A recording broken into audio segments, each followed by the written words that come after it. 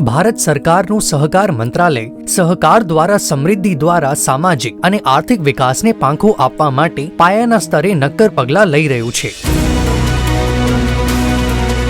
सहकार से समृद्धिનો ઉદ્દેશ્ય અને દૃષ્ટિકોણ સહકારી આધારિત આર્થિક મોડેલને મજબૂત બનાવવાનું છે, જે એક મજબૂત નીતિ અને કાનૂની અને સંસ્થાકીય માળખાને પ્રોત્સાહન આપે છે, જે આ સહકારી સંસ્થાઓને તેમની સંપૂर्ण क्षमताનો उपयोग કરવા સક્ષમ બનાવે છે।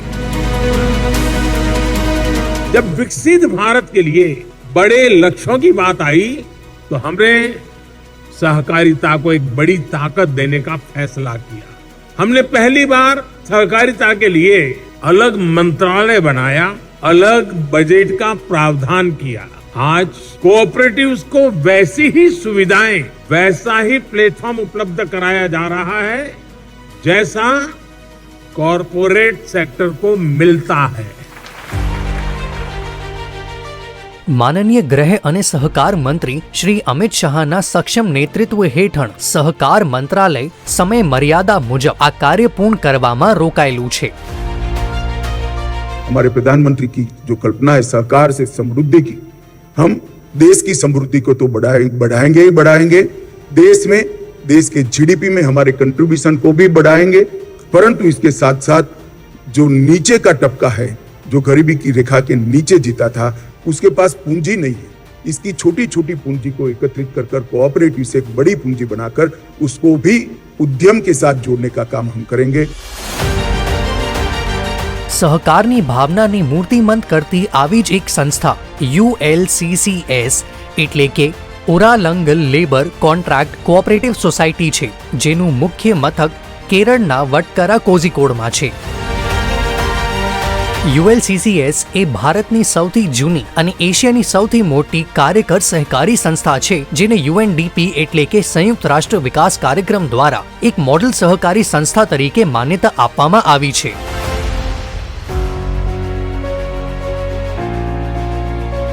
ULCCની શરૂઆત 1924માં થઈ હતી। ગુરુ વાઘ ભટ્ટાનંદથી પ્રેરિત થઈને 14 યુવાનો દ્વારા માત્ર 37 પૈસાની મૂડીથી કરવામાં આવી હતી। 2022-23માં ULCCSનું ટર્નઓવર 2334 કરોડ હતું, જેમાં 382 કરોડનો કુલ નફો અને 17,138 સભ્ય કર્મચારીઓને 10% ડિવિડન્ડનો સમાવેશ થાય છે। ULCCS પાસે 4,978 કરોડની સંપત્તિ છે। સહકાર મંત્રાલય સમગ્ર ભારતમાં ULCCSની સફળતાનું પુનરાવર્તન કરવા માટે કામ કરી રહ્યું છે। આનંદ વીકે ULCCSના સેંકડો પ્રતિભાશાળી લોકોમાંના એક છે।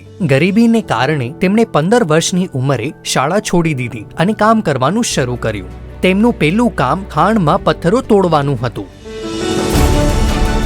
આનંદને નોકરી દરમિયાન ઘણું શીખ્યા, પોતાની કુશળતા વધારી અને સતત પદ ઉપર ચડ્યા। આજે તેઓ ULCCSના બોર્ડ ഓഫ് ഡിറക്ടേഴ്സ്ના വൈസ് ചെയർമാൻ છે। એટલે എന്ത് തന്നെയായാലും നമ്മൾ ഇപ്പം എന്താ പറയുക, എല്ലാം തൊഴിലാളി തന്നെ। അതിപ്പം കമ്പ്യൂട്ടർ ചെയ്യുന്ന ഒരാളും അത് തൊഴിലാളിയാണ്, പക്ഷെ അതിൻ്റെ നിർവചനം വേറെന്ന് മാത്രമേ ഉള്ളൂ, അല്ലേ? നമ്മളിപ്പോൾ എഞ്ചിനീയറും അത് തൊഴിലെടുക്കുന്ന ആളാണ്। അപ്പം നമ്മൾ അങ്ങനെയാണ് കാണുന്നത്। തൊഴിൽ ചെയ്യുന്നതിൻ്റെ എന്ന് പറഞ്ഞാൽ നമുക്ക് കുടുംബത്തിനെ സംരക്ഷിക്കാൻ വേണ്ടിയിട്ടല്ലേ തൊഴിലെടുക്കുന്നത്। അപ്പം അങ്ങനെ നമ്മൾ കാണുന്നില്ല। അതിപ്പോൾ സാധനങ്ങൾക്ക് വേണ്ടിയിട്ട് ഇപ്പം നമ്മളിവിടെയുള്ള MD, അതുപോലത്തെ ചെയർമാൻ, അതുപോലെ വൈസ് ചെയർമാൻ, ഡയറക്ടേഴ്സ്, അതെല്ലാം നമ്മളൊരു സ്ഥാനം എന്ന് മാത്രമേ ഉള്ളൂ। എല്ലാം എടുക്കുന്നത് തൊഴിൽ തന്നെയാണ്। ആ തൊഴിൽ തന്നെ നമ്മത്തെ ആ മഹത്വം। ULCCS એ વિશ્વની એકમાત્ર શ્રમ સહકારી સંસ્થા છે જે સાયબર પાર્કની પણ માલિકી ધરાવે છે। તેને શ્રમને માત્ર શારીરિક શ્રમ તરીકે જ નહીં, પણ બદલાતા સમય સાથે જ્ઞાનાત્મક ક્ષમતાઓ તરીકે પણ વ્યાખ્યાયિત કર્યો છે। ULCCS એ સમાજમાં સુધારો લાવવા માટે પરિવર્તનનું એક માધ્યમ પણ છે। આ ફક્ત લોકોને હેતુપૂર્ણ રોજગાર પૂરો પાડતા નથી, પરંતુ અપંગો અને વૃદ્ધોની સંભાળ પણ રાખે છે। ULCCS એ કોઝિકોડ અને તિરુવનંતપુરમમાં કળા અને હસ્તકળા ગામડાઓ બનાવ્યા છે। સરગાલે તરીકે જાણીતું આ ગામ રોજગાર અને વ્યવસાયની તકો ઊભી કરીને સેંકડો કલાકારો અને કારીગરોને ટેકો આપે છે। યુએલસીસીએસ તેની સ્થાપનાના શતાબ્દી વર્ષમાં પ્રવેશ કરી રહ્યું છે. તેના મૂળભૂત મૂલ્યો એક માર્ગદર્શક બળ બની રહ્યા છે. તે એકતા, મજબૂત અને પ્રગતિશીલ છે. આગામી વર્ષોમાં યુએલસીસીએસ ભારતના વિકાસમાં નિર્ણાયક ભૂમિકા ભજવશે.